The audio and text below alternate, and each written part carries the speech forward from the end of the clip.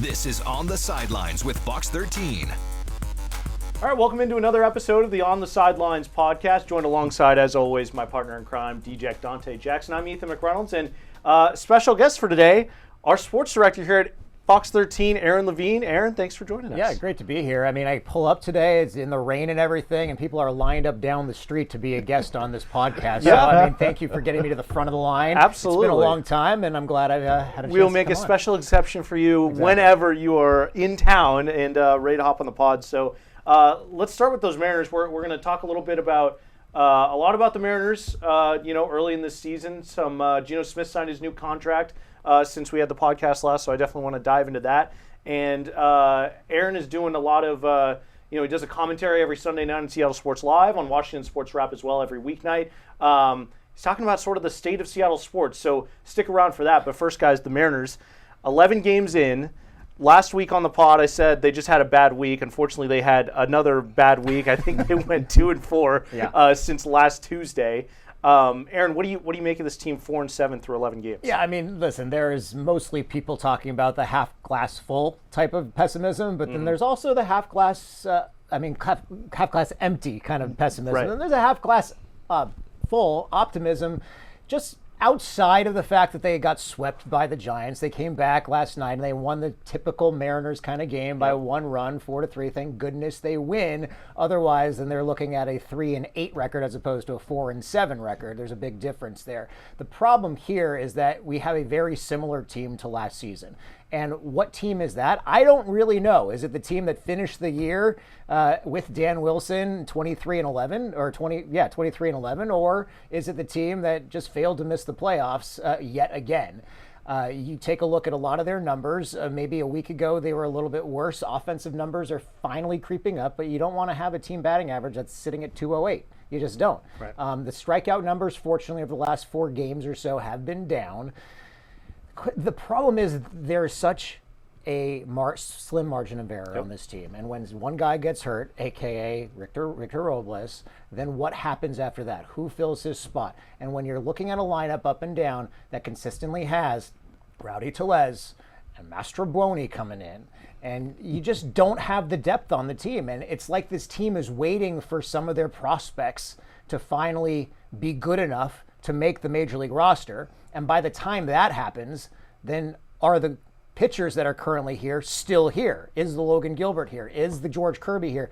And at this point, George Kirby's not even in the starting rotation, and probably not until next month. And so that's another gap they have to fill. And it's almost like, you're on the Apollo 13 and you're taking duct tape and you're doing this and you're doing that just to make everything function correctly until the time is where you have a full and healthy team. Who knows when that's going to be? Now, you mentioned the prospects on the Mariners team, and that's what I'd rather see. I'd rather see a Harry Ford come up and give him a chance at least to see what he has at the big league level than to play a Rowdy Tellez and those type of players, Donovan Solano. Those players are not producing so far this year, and I'd rather see some of our young prospects come up and give them a chance. If you're going to lose, if you're going to look bad, why not look bad with your prospects and give them a chance? I mean, play for the future. If you're not playing for the present, the message is clear. They tried to run it back from last year. Well, last year, you wasn't a successful team. So what are you running back? And we all scream from the rooftops, hey, this is the same team. Hey, you're going to be a losing team. And the Mariners, I was drinking the Kool-Aid, I must admit. I mean, I started being optimistic, saying, oh, this might be the year that these players play the best they ever played in their careers. But, it's early, as they always say, but early is not looking good. It's not looking good so far. Ethan, before you say anything, listen, I'm not a Mariners apologist. Anybody knows what I've said on Twitter and social media knows that for a very fact. But I'm also going to defend them in this situation, saying the last 4 years, there are only 5 teams in baseball that have won 85 or more games. And one of them is the Seattle Mariners. Right. And this year, you have a division in which you don't have a giant killer. The Rangers might be 4 games up right now, or however many it is, but they weren't projected to win more than 86, 87 games this season. There's no team in the division that is going to win probably more than 90 games, at least projected going into the year. So the idea of bringing up these guys and tanking the season. If you're going to lose, you might as well lose with these guys. It's too early to do that at this point. Maybe in mid-July, if you're completely out of the race, you do something like that. But at this point, you're playing to win. You're playing for a playoff spot. And I know everybody in that front office is not going to be saying, hey, we're just going to tank the year and give these guys an opportunity at this point. Well, and there's still there's a lot to look forward to. Matt Brash is going to come back. Troy Taylor's going to come back.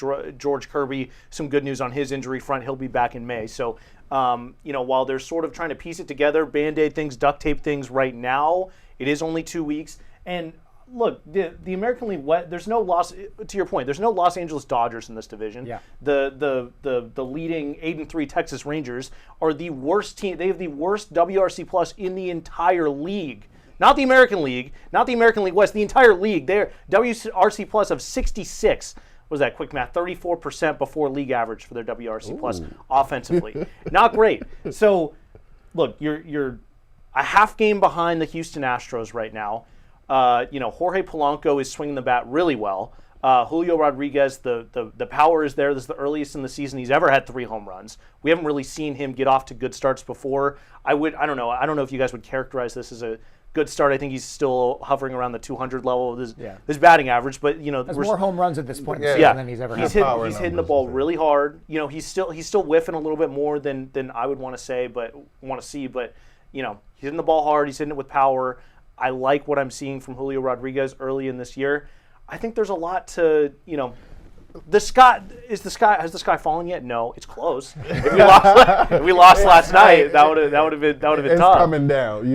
85 wins over the last 4 years average, I guess you could say. This is a case where the numbers do lie. Because where did those 85 wins take the Mariners? I think the playoffs, 1 year? Yeah. Mm-hmm. So, they're close, I must admit. But I'd just rather see a young guy than I see a Rowdy Tellez. I mean, and not to pinpoint him specifically, but that type of player. You bring up one of these prospects. I mean, Baseball America ranks the Mariners organization as one of the top as far as the minor leagues and says they have, 20 of the prospects in the top 100 or something like that? Bring somebody up. You brought Julio up, and it worked out. I mean, hopefully we can catch lightning in a bottle again where you bring a Harry Ford up and maybe he catch on in the big leagues. You don't know. I'm not saying you have to keep him up. I'm not saying you put him in the starting lineup, but I'd rather see a player like that and show some promise in this organization and a future than to be mired in this mediocrity that this organization has been in for the last, 10 years, if not longer. I will say it's a dangerous game you start to play if you try to rush these prospects before they're ready. Think Dustin Ackley, think Mike Zunino, Jared Kelenic. Thank you. Yeah, guys that were rushed to the big leagues, mentally never really recovered. Zunino, he needed more time in the minor leagues, and I feel like that impacted his career. He came up with a lot of swing and miss and never really recovered. Yeah. How many years did he, hit significantly above 200? Not many. I mean, he was 200. He always had the power, and you always knew that. But Evan White, good one as well. Yeah. Okay, let's talk about Zunino. What's the difference between him and the catcher we have now that we just signed to a big deal, Cal Raleigh? Cal Raleigh with power. Cal Raleigh already has more home runs for the Mariners than Mike Zunino ever did. He just beat him as a switch hitter. This past weekend, He's surpassed him. 4 years into his All I'm Mariners saying career? is those are comparable players, in my opinion.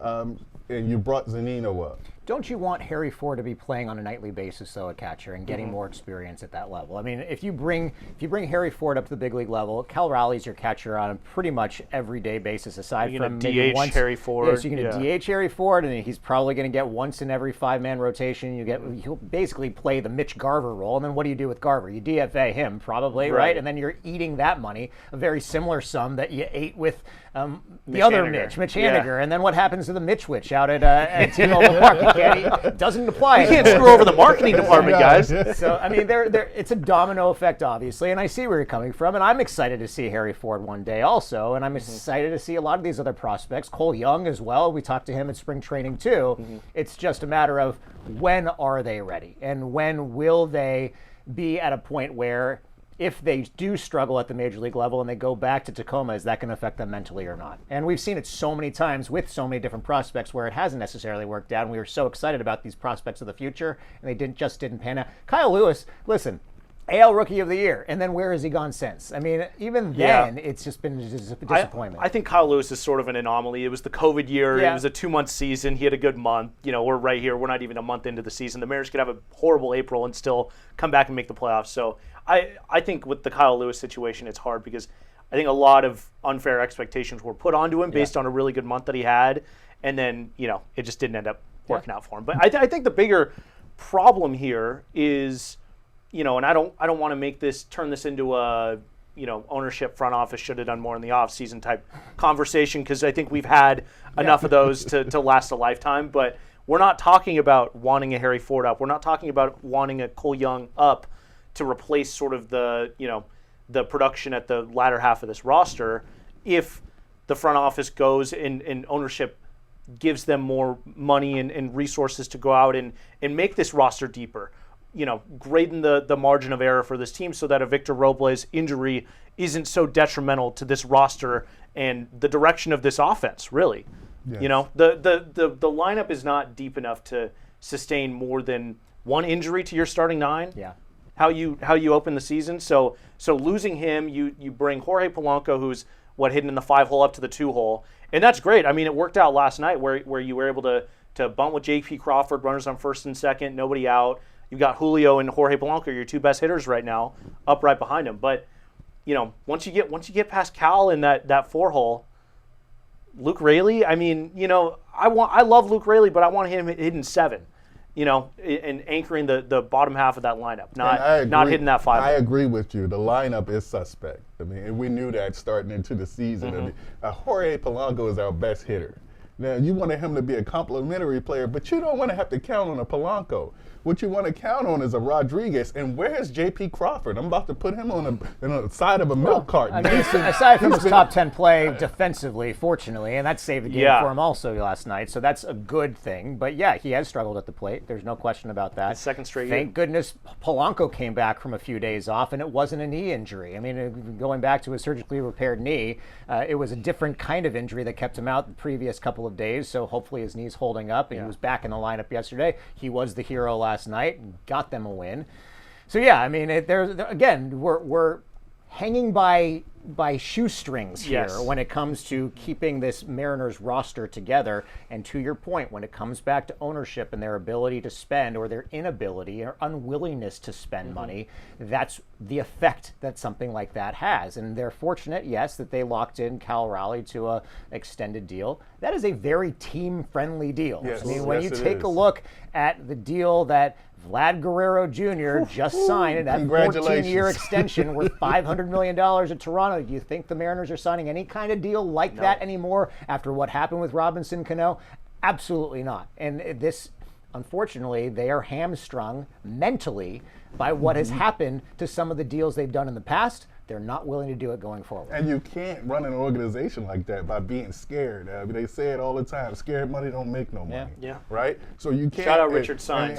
How do you feel about a Mariners team that's hanging by a thread on Jorge Polanco's knee or his side? Yeah. I mean, the balance of the team success hangs on a veteran that you shouldn't be counting on. It's just weird to me. That's what I was going to say. I think there's a lot to make you feel optimistic about this team, but I mean, Jorge Polanco having another injury aside from his knee injury, that's worrying. I mean, he can't play third base right now, and that was a concern of mine coming into the season, just how he would hold up defensively. You put him at third to sort of protect his knee and his legs a little bit, but he doesn't have the arm. Right. He was a below average second baseman. You can't just throw him at third and expect Perry Hill to wave a magic wand again and turn him into a Gold Glover like he did Eugenio Suarez. And Josh Rojas, I feel like could be a better example of that. But and then you see Dylan Moore's filling in at third. They don't have a third baseman. They don't have a third baseman. This goes back to the conversation about Cole Young. Is he ready? Probably not at this point. No. Okay, so then you're going to put Dylan Moore at third base almost every single night. And then, listen, the fact that we want Ryan Bliss to be your everyday second baseman, right? I think we're all in agreement here. I think he has the highest potential out of any of their options. He has the high ceiling. He hit the home run last night. Yep. So give him a chance. Start him for at least a week at second base, and then fill third base with with Dylan Moore, as long as Polanco can't go. Hopefully he can eventually go in the field also. And then you fill Dylan Moore in. I mean, we don't want Dylan Moore to be an everyday guy at a particular position. No. I think we're all in agreement in that also. But actually, Dylan Moore is one of the best hitters this season so far. So he's been showing up. I mean, and you're talking about a platinum Gold Glove winner. So, I mean, I'm with giving people a chance. It couldn't get any worse, I guess, is the attitude that I have right now with the American organization by bringing in Cole Young and having him split time with Dylan Moore at third and seeing what you have. I just want to see what you have at the big league level with all of these prospects, and I just feel like you can't get no worse than you are right now with the Mariners. I mean, maybe that's the wrong attitude, but I'm ready to see the youngsters come up, and if somebody's going to hit 200, I'd rather it be a Cole Young than a Dylan Moore or whoever you want to plug in there and one of these journeyman veterans. I'd just rather see that. The other day, Donovan Solano had a hit. And then Mitch Garver came up, and he had a hit. And then I wanted to buy a lotto ticket after that because that hadn't happened all season long. I mean, these two had struggled so much just to get a hit. Right. And they did it back-to-back. Mariners still lost the game, unfortunately, when that happened. But, so wouldn't you want to see a youngster in that spot? Yeah. One of our young prospects doing the same thing? Yeah. I mean, you're going to get hit once a week. I'd rather for it to be young prospect. I mean, you're gonna see it at some point. Cole Young there's a reason him and Ben Williamson are both in AAA. Yeah. Like they will be up at some point. It's a matter of when, not if. Right. So yeah, that's definitely something you can look forward to, and then we can rejoice on the pod when it happens. And, yes. and you bring know. them up. Bring them up. Bring them up, Mariners. On the pitching side, to touch on briefly before we move on, Logan Gilbert, absolutely incredible. Yeah. I will say, that fifth spot in the rotation, Emerson Hancock just didn't have it. Doesn't even go an inning, and that's all the leeway he gets. Luis F. Castillo, 3 innings, 3 runs, has trouble finding the strike zone. I mean, the rest of this Astros series, you're looking at tonight with Luis M. Castillo, the Rock. You need to win this game because you got that fifth spot in the rotation coming up for the third game in the series. The Pebble. The Pebble. Yeah. The mini Rock. Pebble. Yeah, the Rock and the Pebble. Yeah. So, I mean, that's that margin of error getting even slimmer. And Curtis Crabtree, we talked to him on Washington Sports Wrap the other night, and he made a good point of, if this Mariners team doesn't have starting rotation depth, I don't know if anybody in baseball does, which is a great point because, they've got 5 strong. I mean, the Dodgers just have everybody in the world, but other than the Mariners, like, who has more pitching than us? And, right now we're hurting that department. There's one spot in the lineup in the pitching rotation where we just don't have a chance to win every night. It's only been 2 starts, and I'm going to be optimistic. Obviously, they see something in Luis F. Castillo that they like. He's got sort of that funky arm slot that they are so similar that the Rock, Luis Castillo, has. Yeah. And, so I don't know. But, I mean, like, if this start doesn't go well on Wednesday with the Pebble, jeez. What do they do? Who else? You give Emerson Hancock another start. You have to. I'm not saying that he's the solution, but all last season you had your 5-guy rotation take up 149 of 162 starts. Right. Of those other 13 games, Emerson Hancock started 12 of them. He was a solid fill-in guy, especially earlier in the year when Brian Wu was hurt. Yes, he did not last a full inning in his first appearance, but that doesn't prevent them from bringing him back and giving him another chance this year. We had gone all offseason and all this spring assuming that Hancock was going to be your 6th man, so to speak. He's going to be the fill-in guy for anybody in the starting rotation that was injured. Did not go well the first time. Unless you really think that Luis F. Castillo has that really high ceiling, you go with Hancock, the more experienced guy, give yourself a chance, and hopefully, down the line, don't tax the bullpen the way know it's going to be every time Luis F. Castillo goes out based off his first start. Now, do you find that move bizarre? I mean, Hancock, 1 start. Yes, it was 1 inning. Yeah. He got blew up. But I mean, like you said, 12 starts last season.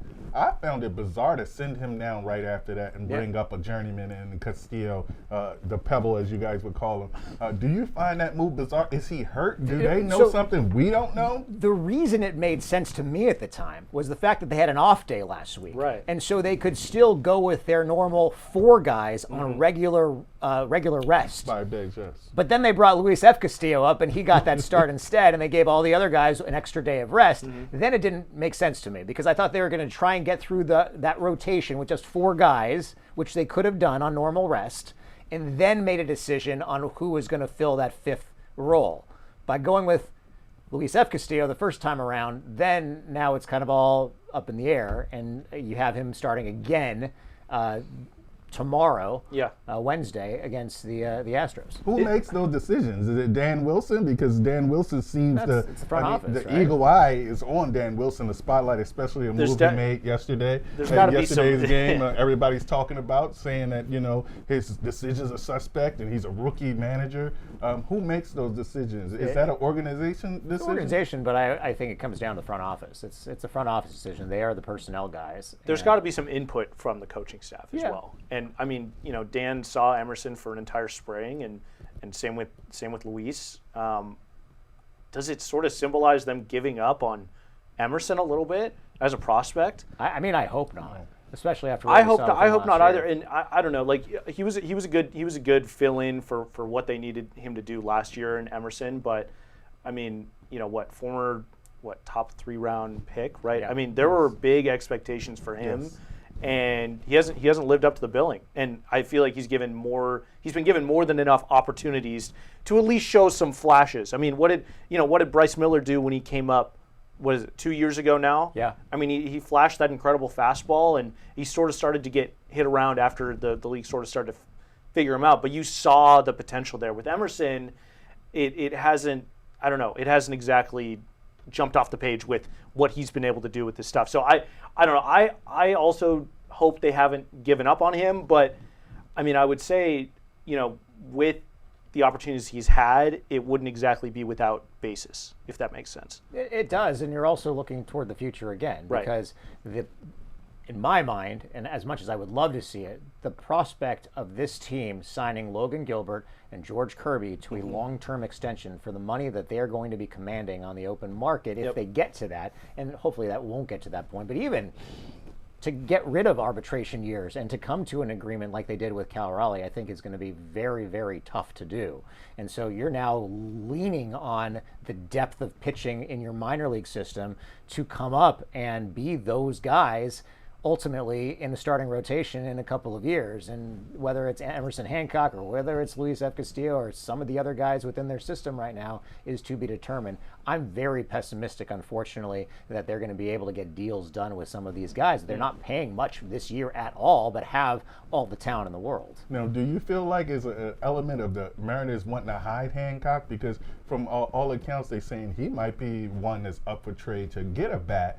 And when he blew up in that start, they take him back down because they don't want him to be exposed, and his trade value went down. Do you think there's any truth to that? I don't think so, just because he was out there as much as he was last year. I mean, this isn't the NFL preseason. You're not trying to hide guys like they're not playing him in a preseason game. People know what Emerson Hancock is capable of at the big league level, and so no, I personally don't. Well, you brought up the NFL, so let's pivot there. We'll check back in with the Mariners next week. Hopefully they have a better week than they have the last 2. Geno Smith signs his new contract with the Las Vegas Raiders. Similar number that Sam Darnold got. It seems like it was more or about the same than what is reported the Seahawks had offered for Geno, that they didn't. Geno didn't write back to the Seahawks. They made an offer, he didn't write back. Yeah. Aaron? What did you make of I guess the whole situation with Geno not responding to the Seahawks offer, getting traded to the Raiders, and then signing for about the money that the Seahawks were offering him? Yeah, unfortunately, I think that he wanted significantly more than what the Seahawks were willing to pay him, and I think he's settling for that same amount with the Raiders. I think ultimately he was looking for $50, $55, $60 million a year, and that just wasn't going to happen wherever he went. It also demonstrates and reflects that he was not happy in Seattle. I take major issue with the fact that he came out and said that he felt somewhat disrespected by Seattle, because you're also talking about an organization that handed him the keys to this offense when Russell Wilson left. Yeah. He has been a bona fide leader of this offense. Despite the regime change, despite Mike McDonald taking over, he was still going to have that big C on his chest as a captain of this offense going forward if he signed an extension in Seattle. So using the disrespect card, it feels to me like it's a little bit out of place. Ultimately, he wanted a change of scenery. He's very happy with Pete Carroll, very comfortable with Pete Carroll, and is excited about a new offensive system run by Chip Kelly in Las Vegas. And whether or not he had a bad experience with Ryan Grubb for one season in Seattle or not, he was going to have a brand new one with Clint Kubiak this year anyway. So that's not a valid excuse either, because he was going to have an opportunity to thrive, I think, in this offense as well in Seattle. I'm going to push back on me. I think he should feel disrespected. And we all understand that Seattle gave him his chance. But how many years do you have to prove yourself? How many years are you going to go year to year on a prove-it deal? Geno is a Pro Bowl quarterback. He's an above-average quarterback. He's proven that. And guess what? He had the same offensive line we've been complaining about. He had the same running backs that we've been complaining about. He played under those conditions, and he thrived. So how many years do you have to prove yourself? That was 3 years ago that he replaced Russell Wilson. He had a Pro Bowl season right after, and he's had 2 above-average seasons after that with the offensive line, with a new offensive coordinator coming from college. And he missed the playoffs by percentage points, a 5th tiebreaker. This is virtually a playoff team that Geno has carried. So how many times do you have to prove yourself if you're Geno Smith? He was disrespected. I think he was asking for 45 to 50, and I think he was worth that. And I think he earned that with the Seahawks. And to bring in, the next quarterback, Sam Darnold, and give him the same money that Geno might have wanted, it's a classic case of you're wanting more from the team that you're with, and you're willing to go to another team and get less in spite of the other team, I think. Definitely, but I think he's proven himself, and he should get that deal that he asked for. He should feel disrespected, and we know Geno keeps that chip on his shoulder. Disrespected enough to just not write back at all to Seattle after they make a first offer? Yes, when you lead a team 2 years, basically virtually, he didn't make the playoffs last year. Let's call it what it is. But it was a 5th tiebreaker. 2 of the 3 years that he was the starting quarterback, they basically was good enough to make the playoffs. And you shortchange him, and you look for a bargain, and you ask for another year-to-year deal from that quarterback, which we are all told that is the most important position in all of sports. Well, why can't we pay our quarterback? Like I said in episode 3, the salary cap is going up. So that price tag, that ticket shock of 45 million, 50 million, it's not the same these days. Well, it's just not the same. And to your point, a $45 million contract, now again, it's not year to year though with Geno. And what they were offering him was at least a 2-year extension, and most of that would have been guaranteed based off of signing bonuses as well. And they also wanted to defer a lot of the money from this first season. So yeah, it would be a $45 million average year contract over the course of 2 or 3 seasons, but their salary cap number for this year probably would have been closer to $25 to $30 million.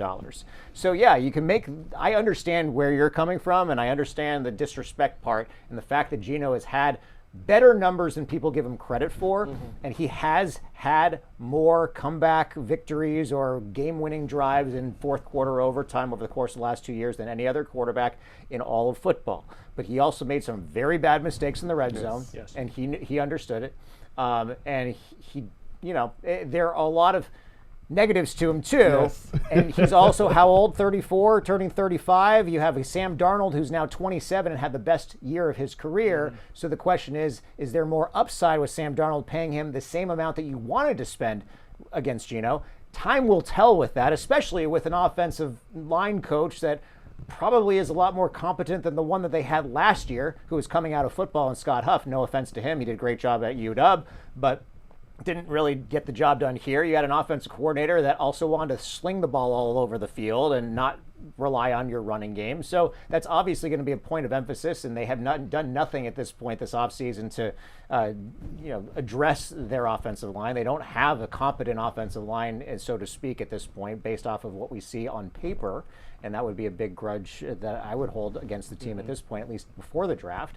But yeah, I mean, I see your side as well. I just don't necessarily. What ultimately came from these deals, from DK going to Pittsburgh and them saving the money there and them having to unfortunately drop Tyler Lockett as a salary cap casualty and then having to trade Geno Smith and getting what they got in return for these guys, not Tyler, but the other two, you now have all this draft stock.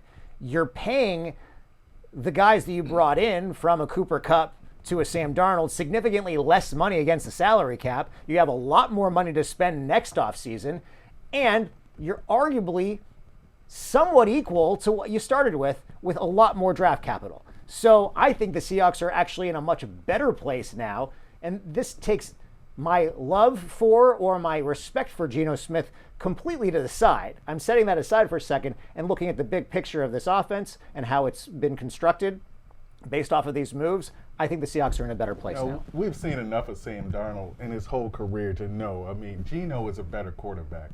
I don't even think it's close. Now, let's go back to Minnesota Vikings. Sam Darnold, you're not going to be playing with Justin Jefferson, Jordan Addison. You're not going to be playing with those players in a competent offensive line where he had a career year. You're not going to be playing with those kind of players here with the Seattle Seahawks. Now, as a Seahawks fan, the last thing I want to hear is saving money.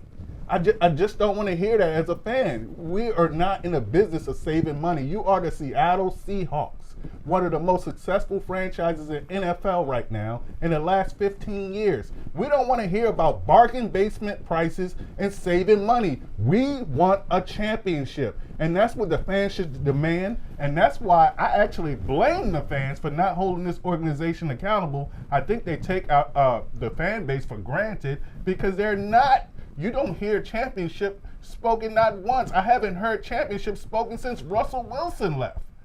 They're talking about building a consistent winner and being able to win for the next 10 years. I don't care about the next 10 years. I care about winning a championship this year, and that commitment is not there from the Seahawks. And by bringing in a Darnold, a middling quarterback whose career we saw, he had a career year with offensive talent that was great, the best wide receiver in the NFL in the last 3 years. You're not going to have that with the Seahawks. I just question the commitment from the Seahawks in winning the championship, not in winning games. I disagree with the statement that Geno Smith is head and shoulders better than Sam Darnold, because if you take a look at Geno's career, how many good years has he had? 3 with the Seahawks, correct? Yes. Before that, he was with the Jets, struggled. He was with the Giants and the Chargers, right? Struggled with the Giants, was a backup really with the Chargers. Didn't really get his chance until he was with Seattle. Look at Sam Darnold's career. Struggled with the Jets the same way, right? Struggled with the Carolina Panthers. Finally got an opportunity, a real opportunity to resurrect his career in Minnesota. Had 1 good season. So to say that Geno Smith is head and shoulders better than Sam Darnold, no, he had a couple more seasons that were better than Sam Darnold. But last year specifically, you're talking about 2 guys that had very similar numbers. Now, you can argue all you want that Sam Darnold did have a better offensive line in Minnesota and what's going to happen if he doesn't have that line here in Seattle. Yes. I understand that argument. I just don't necessarily agree with the weapons. Well, I'm still of the. It's a to be determined situation in Seattle, and the way this offense is going to look with Clint Kubiak in an offensive system that is brand new compared to last season. I think it's a lot easier to justify spending $40 million in a 27-year-old than it is in a 34-year-old. So from that perspective, I agree with what you're saying, Aaron. And the Seahawks roster the last 5 years, I mean, since that that Super Bowl loss in 2014, I mean, they've sort of been in purgatory of, not consistently earning home playoff games, winning maybe 1 game in the playoffs and then flaming out, or getting there and not even winning a playoff game, missing the playoffs, 2 out of the last 2 years at least. It wasn't working, and they needed a reset. I've told that to you before. And they successfully reset. They put themselves in a spot where they can sort of go in a lot of different directions, re-sign the young, lean into the young talent they have right now. And if Sam Darnold doesn't work out, they can easily pivot from there. So I think it's interesting. Dante, you bring up a really interesting point, and this sort of segues perfectly into Aaron's commentary that he did, what was it, just over a week ago. Yeah. Seattle doesn't have a team that's really legitimately contending for a championship. Aaron, you threw up a graphic of, the odds of each team to win a championship, and they're not great. Yeah, and this all comes down to, and what the kids say, they use the term mid these days, and that was sort of an excuse for me to be able to say mid myself on here. He's hip, he's cool. Thank you, Dante. Yes. Overall, the storylines at the beginning of April right now, when you look at every team, are so incredibly similar to what we've had to deal with in this city with these teams for the longest time. The Mariners still can't hit. Mariners still can't put enough runs up on the board. The Seahawks still don't have an offensive line or a competent offensive line. We're still in the middle of free agency. They haven't done anything to address that. Whether there's been legitimate talent that they've wanted to bring in or not, they haven't addressed it at this point. Hopefully they will in the draft. The Sounders off to another slow start. They can't score. They can't score, exactly. And was it injury riddled because of injuries in many ways? Yes, but they've played 7 matches this season. They've only won 1 game, and they're 12th place in the Western Conference. The Kraken, once again, this time of year, eliminated from playoff contention. They still don't have a star player. Still don't have that star player, and they're hoping that a couple of them, whether it's Matty Beniers or whether it's Shane Wright in the last couple of years, that becomes that star player. And you still have the Sonics that are we're just waiting on Adam Silver to give the green light for expansion, which should have happened 2 years ago. We've been waiting and waiting and waiting. Finally, the Celtics sale goes through, and now there's another hurdle, or now we're waiting some more. Now we're not ready to do that. So as a Seattle sports fan, it's been very frustrating to deal with such similar storylines for such a long time. And then you have these teams that are sort of middle of the pack, the mediocre, the average. And when you're looking at the odds to win a championship, as of a week and a half ago, the Sounders were 20-1. To win an MLS Cup. The Mariners were 25-1 to win a World Series. Again, a franchise that has never even been to a World Series before. The Seahawks were 50-1 to win a championship. Now, that's a bet I would actually take, and I'll tell you why in a second. And then the Storm were 65-1 to win a championship, and the Kraken were already out of it. So I want a team that's a juggernaut. I want a team that goes into a season that's 3-1, 4-1, like the Storm have been many times when they had Sue Bird, when they had Brianna Stewart. Even when the Seahawks won a championship in that next year, I think the championship year they were 12-1 going in, and they ended up winning the championship. Of course, 12. I mean, it's interesting. There you go. But to your point, when it comes to the Seahawks, or to your point, Ethan, what has been the main issue with this team over the course of the last 5 years, especially before Mike Macdonald got here? It was the defense. They were 29th, 30th in the league in defense. And unfortunately, it was Pete Carroll's defense. Yes. But whether it was Pete Carroll's defense or it was Clint Hurtt's defense as the defensive coordinator, it was Ken Norton Jr.'s defense as the defense, they weren't getting it done. Mike Macdonald came in here and significantly improved this defense. And now, with the signing of DeMarcus Lawrence, you have Leonard Williams coming back, you have Jaron Reed. You have Jaron Reed. You have Ernest Jones Murphy the fourth. on his second year. All of these guys now have the potential to make this defense a top 5 defense. Yes. When you have a good defense, like we saw when the Seahawks won a Super Bowl, like we saw when the Baltimore Ravens had Trent Dilfer as their Super Bowl winning quarterback, they had a good defense. And so this is what Mike Macdonald brings to the table. So all this question about offense and whether they have enough firepower and all that, I think they're going to be a contender this year and next year. Hopefully, if they can shore up this offensive line, because we need to start winning in the trenches yet again. And I think this is something they're going to be able to do on defense better than they've ever done in the past. But if they can do it on offense also and get a running game to help the quarterback out a little bit more, then that 50-1 odds to win a Super Bowl championship, to me, in my eyes, maybe you get decent odds to win a divisional title. Maybe you get decent odds to win an NFC championship, because I'm very bullish on this team, And I'm probably going to be even more bullish on the team after they get through this year's draft in a couple of weeks, too. I agree with you. I would have to agree. I agree with having at least one dominant side of the ball if you can't have a full squad. And that's been my point of contention with the Seahawks over the years is why can't you have a full squad? Why can't you have a good offense and a good defense like some of the teams like Kansas City and Buffalo? Why can't the Seahawks do that? So, but if you can't have that by having one dominant side of the ball, I think that's a great way to win games. And I definitely agree with you as far as defense winning championships. So we are in agreement there. But you have to have that one dominant side right now. And, you know, it's questions with the defense also. You talk about Lawrence. You bring him in. He's a veteran with injury history. Yep. And then you also have Derek Hall and Boye Mafe behind him, and they're coming up for contracts also, especially Mafe. What do you do with him? Does that stunt his growth by having a veteran in front of him now in Lawrence? So what happens to our young players who are up and coming that I thought flashed some potential? And you know, and so you worry about the future with the Seahawks also.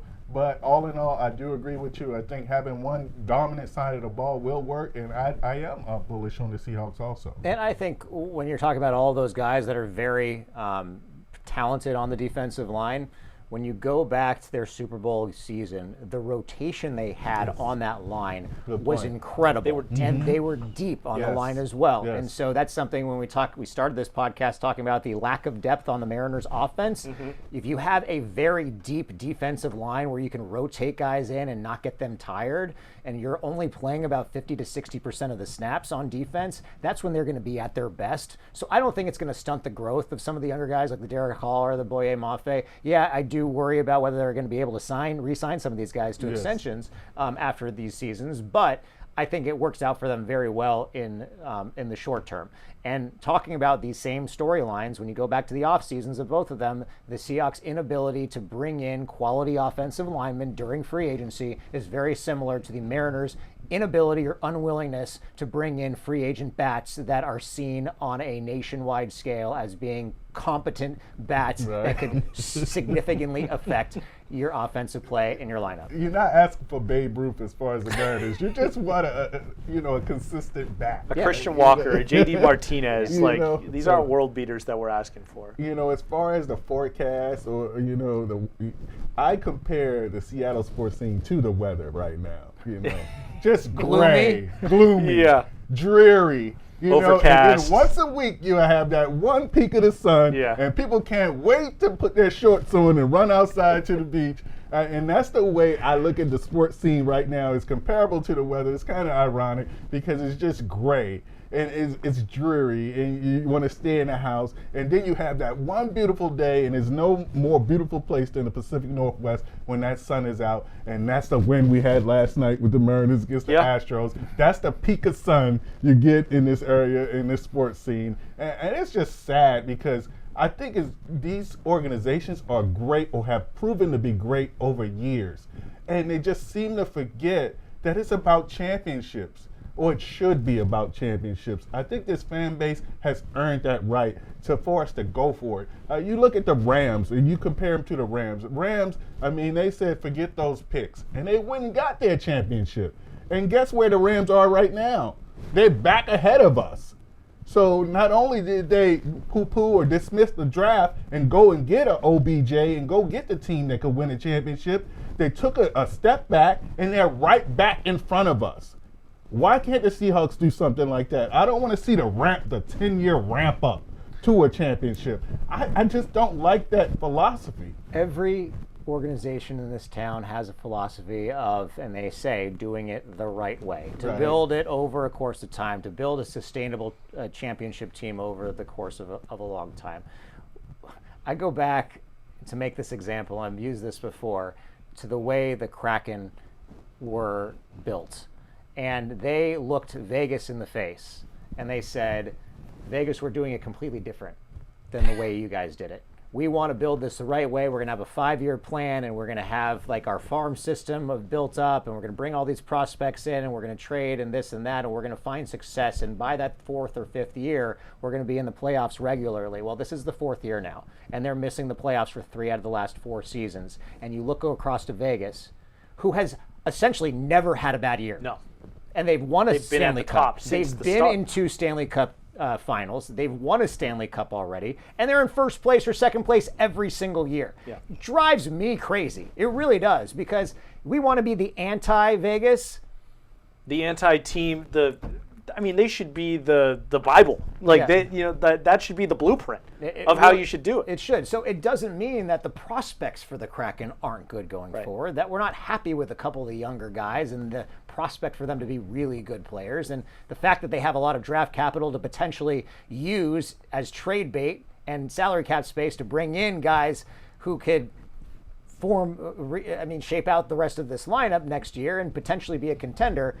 But it's like, this has been a long slog, aside from that second season when they did make the playoffs and they did make this into a hockey town. We're so far removed from that now, 2 years later, that people have essentially forgotten about it. And I think attendance is probably suffering because of it. I think interest is suffering because of it. And I can tell you this, interest is not suffering in Vegas. I mean, the Golden Knights are doing well, and they're going to the playoffs, and they're probably going to be a Stanley Cup contender one more time, and that city will once again have hockey fans. And this speaks to my point about a certain philosophy. You had the Kraken talk about prospects and building up the farm system. Instead of making those splash acquisitions and building a immediate winner. And that's the attitude that I just cannot deal with as far as our sports organizations across the board. They have the same attitude. A 5-year plan? A 5-year plan to do what? Make the playoffs? No, it should be a 5-year plan to win a championship. You got to speak it into existence. I don't hear championship talked about enough in any of the sports. I'll say except for the Storm. But any other organization, we don't talk about championships at all. They just talk about being a consistent winner. And the Kraken are a prime example of that, And you talk about the Vegas team, they had a different draft, and that's the excuse that the Kraken is using. Well, they changed the expansion draft after Vegas got all of these players and built the winner. So the Kraken challenge was different. However, it's 4 years in, and blah. Yeah, you mentioned the draft and the Storm. I think what this city needs is for a franchise to be bold and make a bold decision. The Storm have a chance to make a bold decision next Monday. Before next Monday, they have the number 2 overall pick. They could trade a lot to get that number 1 overall pick and get Paige Beckers. Aaron, you talked about this in one of your commentaries. What do you make of the Storm's situation? What do you think they end up doing? So ultimately, it takes 2 to tango. Right. You need 2 willing trade partners, and the big question is whether Dallas would be willing to trade the top overall pick for Paige Beckers, depending on what the Storm are willing or another team is willing to give them. I don't know if they're even willing to. But if you're the Storm, my opinion is you have to try. And by try, I mean giving up not only the number 2 overall pick in this year's draft, giving up both of your first-round picks next year, which you acquired in the Jewel Loy trade, one of them of which you did. And then if they want a player also. And then, and I talked about this in my commentary as well, you have to have a player willing to potentially say no to that first team, to willing to take the Eli Manning approach. And he didn't want to play for the San Diego Chargers back in the day. Yes. And so he told the Chargers, I have problems, or his agent did, he has problems with the way they handle quarterbacks coming off of the Ryan Leaf situation there. And you're going to have to trade me because I refuse to play for this organization. John Elway did it in 1983. I refuse to play for the Baltimore Colts. He ended up in Denver. Paige Beckers, one of her best friends, is sitting here in Seattle at Nika Mule. Paige came out to Seattle last July to watch Nika play. I was at that game. There you go. You remember that. I heard the ovation. Yeah. Standing ovation when they announced her in the crowd. Yeah. I mean, the love was palpable. I mean, you heard it, and she felt it. You could see. I mean, she was grinning from ear to ear. So I think Seattle was definitely a place that Beckers wants to come. I mean, this is, like I talked about before, this is a gold standard organization. One of the big 4, if you ask me, Minnesota, Houston, you got Seattle in there as far as the WNBA. So why wouldn't you want to come here? there. We have a championship of history, and we take care of our players. I think Seattle is definitely a destination that she would want to come.